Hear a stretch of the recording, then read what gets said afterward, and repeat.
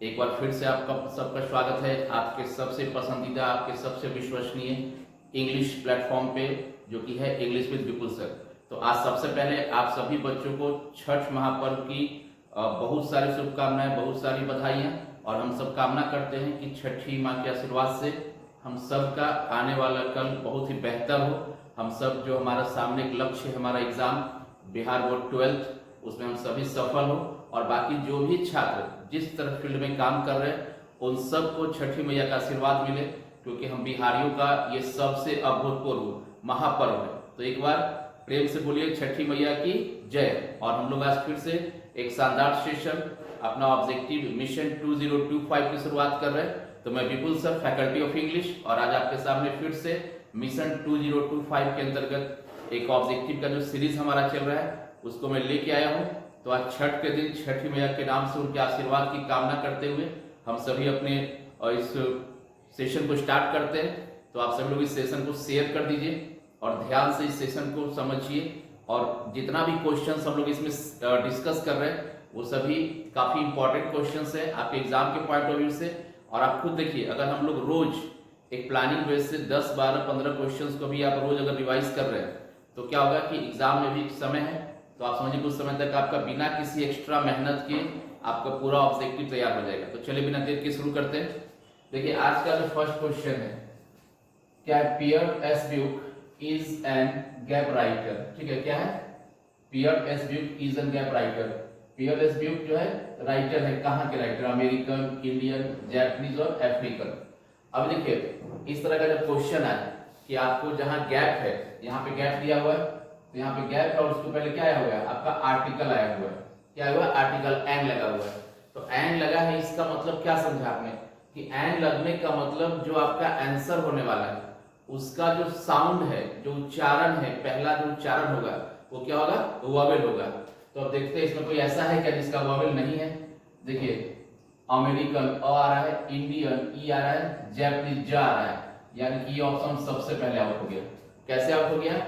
इस एंड के सपोर्ट से।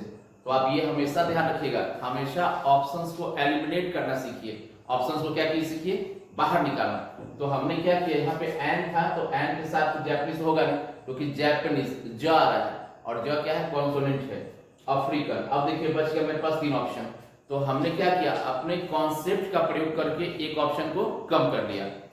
अब देखिए यहाँ पे बाकी जो 3 है, अब इसमें क्या है? कोई कॉन्सेप्ट का कोई काम है नहीं, ये तो लर्न करने का चीज है। तो पियर एस ब्यूक कहाँ के राइटर थे? तो वो अमेरिका के राइटर थे, अमेरिकन राइटर थे। तो क्लियर कि पियर एस ब्यूक कहाँ के राइटर थे? तो he was an American writer. Okay, चलिए बढ़ते हैं क्वेश्चन नंबर 2 की तरफ। द स्पीकर, स्पीकर मींस क्या? वक्ता। जैसे मैं अभी बोल रहा हूं तो हम स्पीकर हैं, आप लोग सुन रहे हैं तो आप क्या है? लिसनर हैं। The speaker in the fire him. देखिए फायर हिम पोएम आपने पढ़ा है, आपके रेनबो पार्ट 2 में है। तो फायर हिम का पोएट कौन है ना? उसके पोएट का नाम क्या है? सब लोगों का रिकॉल करें इस चीज को। फायर हिम का पोएट कौन है? ऐसा नहीं देखिए कि हमारे सामने 10 क्वेश्चन या 12 क्वेश्चन तो हम केवल 12 क्वेश्चन ही डिस्कस कर रहे हैं। फिजिकली हमारे सामने 10 to 12 क्वेश्चंस हैं, लेकिन जब उन क्वेश्चंस की बात छिड़ती है तो फिर बहुत सारी बातों को हम लोग ओरली भी डिस्कस करते हैं। इसलिए मैं कहता हूँ बार बार कि वीडियो को स्किप न करें, ध्यान से देखिए और जो भी बातें मैं बोलता हूँ तो सुनिए। और अगर लगता है कि आपको ये नहीं आता था तो आप उसको नोट कर लीजिए। नोट करने का क्वालिटी हमेशा अपने पास रखिए, और अगर आता है तो अच्छी बात, एक बार रिकॉल हो गया।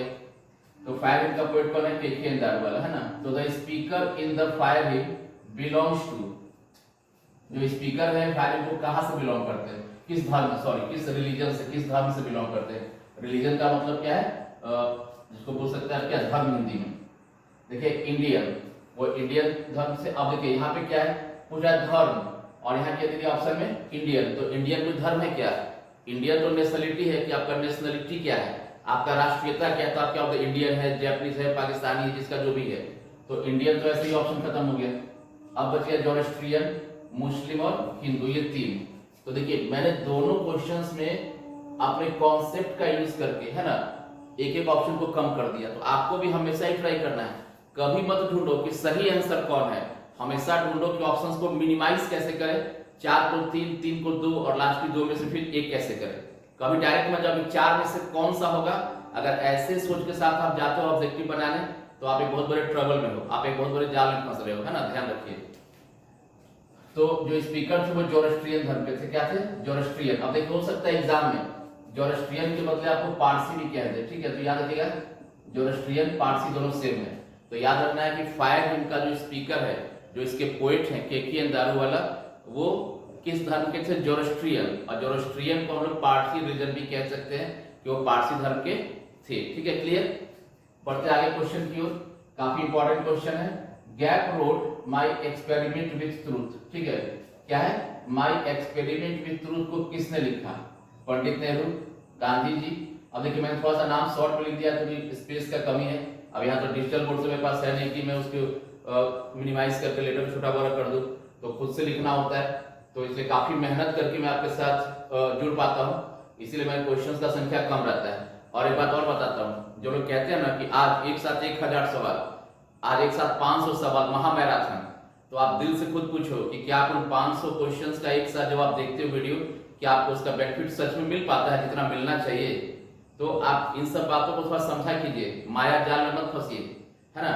और थंबनेल देख के मत गायब हो जाइए, थंबनेल देख के अपना भी दिमाग लगाइए, और एक साथ 500 क्वेश्चन और 800 क्वेश्चन और महामैराथन, हाँ ना, रात भर चलेगा, रात भर आप देखते हो क्या, तो ये सब बातों को थोड़ा समझिए, आप समझदार हैं तो घन चक्कर में ना पड़े, बस अपने आप में रखिए। और एक ही नारा याद रखिए कि अभी नहीं तो कभी नहीं, इस बार 95 पार, इसी बार, अब की बार नहीं, इस बार 95 पार का नारा रखना है। तो देखिए यहाँ पे क्या है, किसने लिखा एक्सपेरिमेंट विथ ट्रूथ, है ना, तो इसके राइटर का नाम देखिए, याद रखिएगा, इसके राइटर का नाम है महात्मा गांधी। तो आपका फर्स्ट चैप्टर है इंडियन सिविलाइजेशन एंड कल्चर, जो कि एक एसे है, उसके जो महात्मा गांधी उसमें जो है उन्होंने ही लिखा है क्या, माई एक्सपेरिमेंट विथ ट्रूथ, यही उनका जो है ना उनके द्वारा लिखा गया किताब है, क्या है, माई एक्सपेरिमेंट विथ ट्रूथ।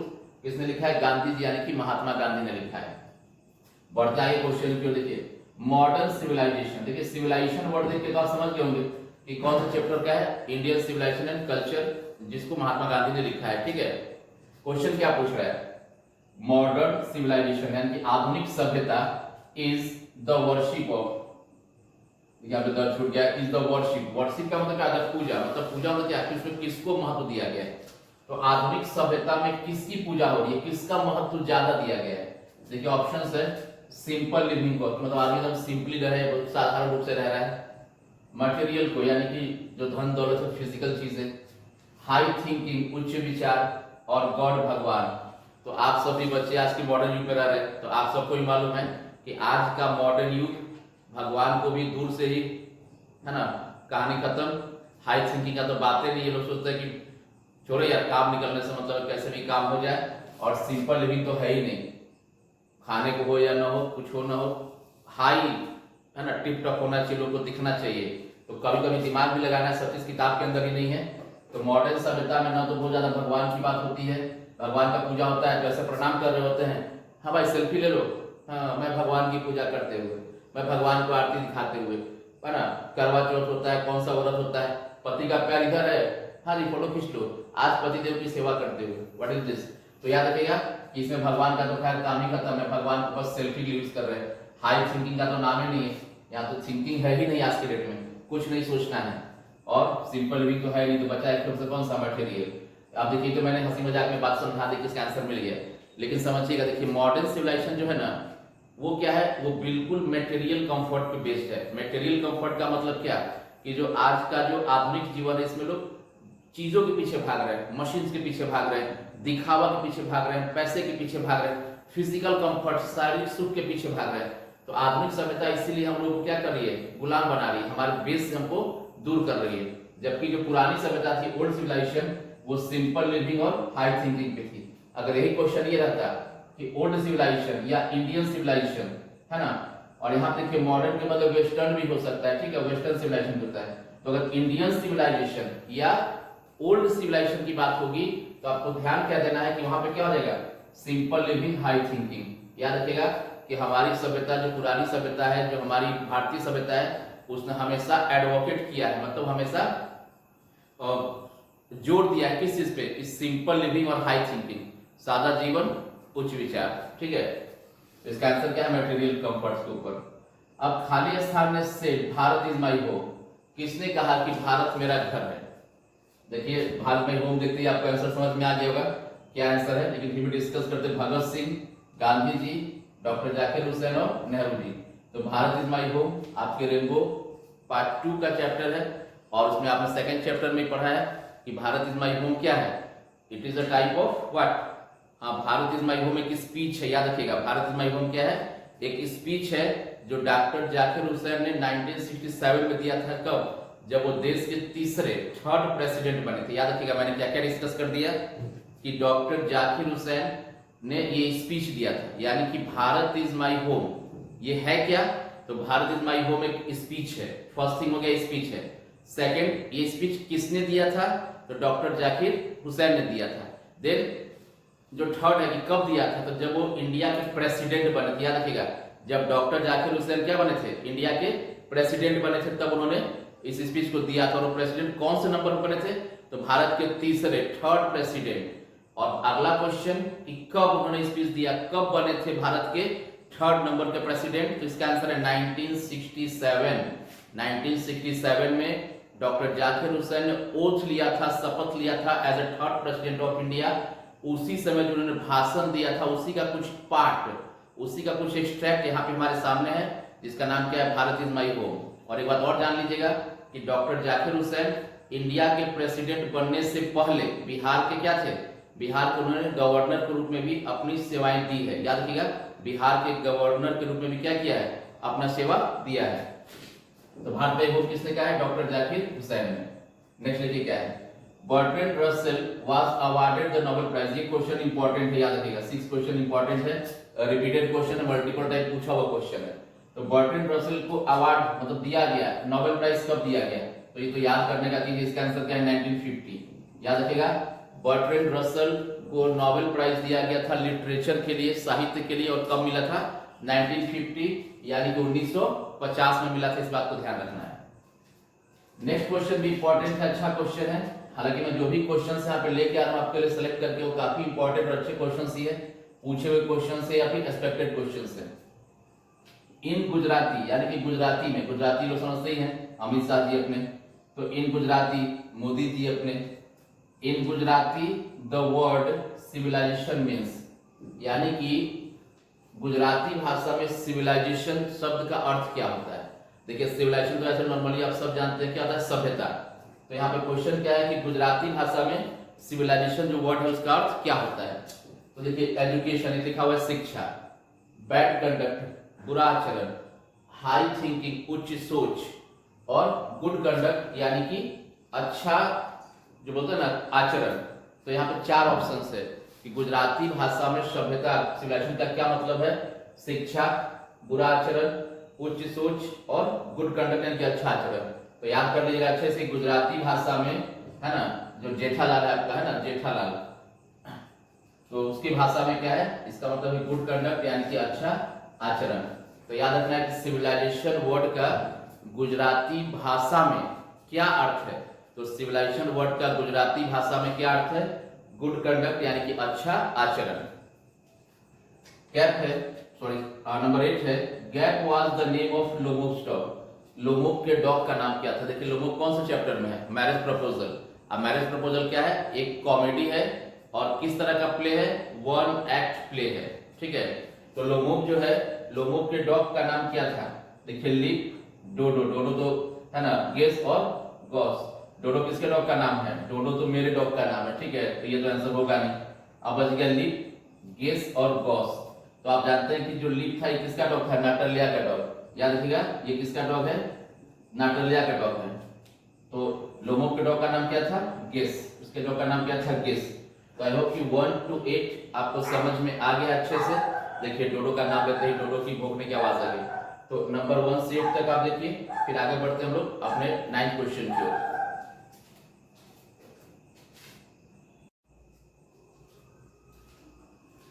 तो चलिए पढ़ते हैं अपने नेक्स्ट क्वेश्चन, क्वेश्चन नंबर 9 की ओर। तो देखिए हम लोग का जो क्वेश्चन नंबर 9 है वो क्या है कि a pinch of snuff, pinch of snuff जो आपका है इसके ऑथर कौन है, मनोहर मालगांवकर। तो pinch of snuff is a, gap दिया हुआ है, मतलब पिंच ऑफ स्नफ क्या है, ऐसे है, एक निबंध है, शॉर्ट स्टोरी, एक संक्षिप्त कहानी है, स्पीच यानी कि भाषण है या फिर पोएम है यानी कि कविता है। तो देखिए सबसे पहला तो जो भी बच्चे पढ़े हैं ना, सबसे पहला ऑप्शन कौन सा इसमें साउट करेंगे, बोलिए फटाफट, है ना, सबसे पहले तो डी ऑप्शन, क्योंकि ये पोएम तो है नहीं, आप सबने पढ़ाई कहानी है। अब कहानी है इतना तो मालूम, मतलब कुछ भी दिमाग मत लगा, कोई भी चीज को देखे हमारी कहानी है पढ़ा हुआ है। अब याद रखिएगा कि पिंच ऑफ स्नफ इज क्या है, तो पिंच ऑफ स्नफ एक शॉर्ट स्टोरी है। याद कर लीजिएगा कि भारत इज माई होम एक स्पीच है, इंडियन सिविलाइजेशन एंड कल्चर एक एसे है, और पिंच ऑफ स्नफ क्या है, एक शॉर्ट स्टोरी है। मैं फिर से बोल रहा हूं, अगर आप चाहें तो लिख लीजिए, क्या, इंडियन सिविलाइजेशन एंड कल्चर, ये क्या है, ये एक एसे है, first thing. Second, Bharat is my home, ये क्या है, ये एक स्पीच है। और third, a pinch of snuff, ये क्या है, ये एक शॉर्ट स्टोरी है। तो क्लियर, तो pinch of snuff is a short story.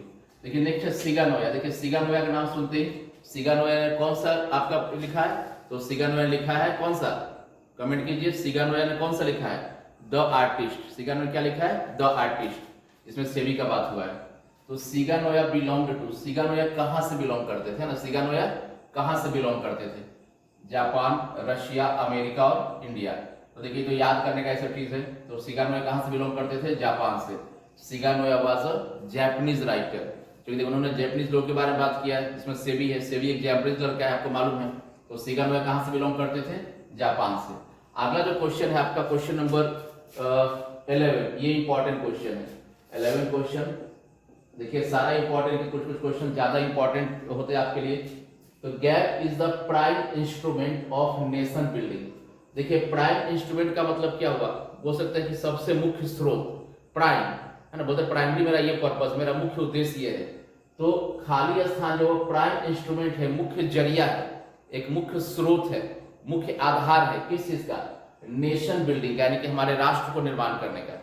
मतलब एक राष्ट्र को निर्माण करने के लिए, एक राष्ट्र का अच्छे से डेवलपमेंट करने के लिए सबसे प्रमुख, सबसे प्राइम इंस्ट्रूमेंट क्या है। देखिए इंस्ट्रूमेंट ऐसे तो हथियार होता है, लेकिन ऐसा नहीं कि हर वर्ड का जो मतलब है वही वहां पे उसका सेंस। तो यहाँ पे क्या है कि खाली स्थान इज द प्राइम इंस्ट्रूमेंट, यानी कि खाली स्थान एक मुख्य आधार है नेशन बिल्डिंग, यानी कि किसी भी राष्ट्र के तरक्की के लिए, उसको विकास के लिए। पॉलिटिक्स यानी कि राजनीति, एजुकेशन शिक्षा, फार्मिंग किसान जो करते हैं खेती बाड़ी, और गेम्स यानी कि खेल। तो देखिए किसी भी राष्ट्र में जो सबसे मेन चीज होता है विकास के लिए वो उसका एजुकेशन। अगर एजुकेटेड होंगे आप तो अगर आप खेती भी करेंगे तो हाई लेवल से करेंगे, अगर आप पढ़े लिखे हैं तो गेम्स भी अच्छे से खेलेंगे, ईमानदारी से खेलेंगे, हाई टेक्निक्स का यूज करेंगे, अच्छे ट्रेनिंग लेंगे। आप अगर पढ़े लिखे होंगे तो पॉलिटिक्स भी अच्छा करेंगे। आप जानते हैं कि पॉलिटिक्स के लिए कोई क्वालिफिकेशन नहीं चाहिए, है ना। पॉलिटिक्स में 80 साल 90 साल तक लोग लूटते रहते हैं, और जो मेहनत से नौकरी करके लेता है ना, उसको 50 साल 60 साल में घर बैठा देते हैं। अग्निवीर आ गया, 4 साल में कहानी खत्म हो जा रही है। तो इसका आंसर क्या होगा, एजुकेशन। यानी कुछ भी करो, इफ यू आर एजुकेटेड, आप हर काम को कई बेहतर तरीके से करोगे। एक एजुकेटेड इंसान का बात करने का तरीका बिल्कुल अलग होता है, उसके उठने बैठने खाने पीने चलने सब का तरीका अलग होता है, वो बहुत समझदार होता है। तो याद रखिए किसी भी चीज का, नेशन का नहीं, किसी का भी एक अगर अच्छा स्ट्रॉन्ग बेस देना है तो उसके लिए शिक्षा सबसे इंपॉर्टेंट है। लेकिन फिलहाल यहाँ क्वेश्चन पे आते हैं, तो एजुकेशन हो गया यहाँ पे, education is the prime instrument, यानी कि शिक्षा सबसे मुख्य आधार है किसका, नेशन बिल्डिंग का, किसी भी राष्ट्र को बिल्ड करने का, उसका निर्माण करने का। और आज का जो लास्ट क्वेश्चन है, गांधी जी डाइड, है ना, इन, गांधी जी का उनका मृत्यु कब हो गया था, उनका हत्या कब हो गया था, तो ये सब लोग जानते हैं, डेट इज 1948, 1948 में। तो इस तरह से पूरा का पूरा जो हमारा क्वेश्चंस का एक चल रहा है पैटर्न, 12 क्वेश्चंस 11 क्वेश्चंस का, वो कंप्लीट हुआ। और फिर से आप सबसे एक प्यारा सा आग्रह है कि सभी लोग सब्सक्राइब कर दीजिए, लाइक थोड़ा ज्यादा कीजिए, लाइक का बहुत कमी है, अंगूठा तो लगाना है, थोड़ी वहां जाना है छिप्पा लगाने के लिए, लाइक का बटन दबाना है। तो सब लोग सब्सक्राइब करके थोड़ा सा दोनों हाथ से प्यार से लाइक कीजिए, शेयर कर दीजिए, ताकि आपका प्यार मुझे मोटिवेट करे, आपके लिए बहुत ज्यादा, आपके लिए अपने कर्तव्य को मैं पालन कर सकूं। और कुछ बच्चे देखिए बड़ा खराब लगता है, लिखते हैं कि सर आपको मैं भगवान मानता हूं। भगवान मत मानिए, आप मुझे अपना बड़ा भाई मानिए, है ना, अपना दोस्त मानिए, और एक टीचर मानिए, है ना, और बस ईमानदारी से आप अपना काम कीजिए, और आपका प्यार मुझे भी हमेशा ईमानदार बनाए रखेगा, इतना मुझे पूरा विश्वास है। तो once again thank you for watching, मिलते हैं।